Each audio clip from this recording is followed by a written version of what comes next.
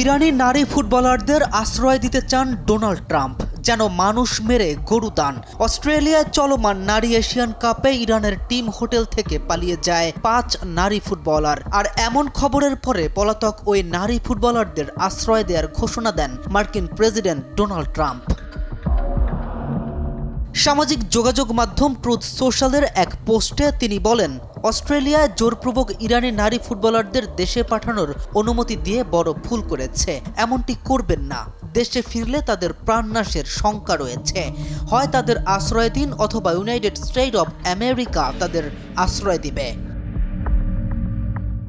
ট্রাম্পের এমন পোস্টের পরে ইরানি নারী ফুটবলারদের নিয়ে উদ্বেগ বাড়ছে আন্তর্জাতিক মহলগুলোতেও। যে জায়গাটা এক মৃত্যুপুরী, ইসরায়েল এবং আমেরিকার যৌথ হামলায় ইতিমধ্যে দেশটির সর্বোচ্চ নেতা আয়াতুল্লাহ আল খামেনি সহ প্রাণ হারিয়েছে অনেকেই। গুড়িয়ে গেছে বিশাল সব স্থাপনা। যোগাযোগ নেই পরিবারের সঙ্গে। ফুটবলাররা জানে না তাদের পরিবার বেঁচে আছেন কিনা।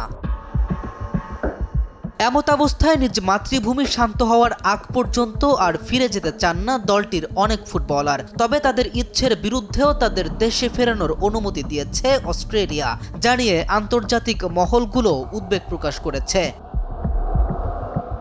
টুর্নামেন্টে নিজেদের প্রথম ম্যাচের আগে জাতীয় সঙ্গীত পরিবেশনের সময় চুপ করে দাঁড়িয়েছিলেন ফুটবলারেরা। চোখে মুখে অদ্ভুত এক ভয়। এই ভয়ের কারণ বর্ণনা না করলেও কিছু কট্টরপন্থী ইরানি এই নীরবতাকে রাষ্ট্রদ্রোহিতা আখ্যা দিয়েছে। ফলে ফুটবলারদের ঝুঁকি আরও বাড়ছে।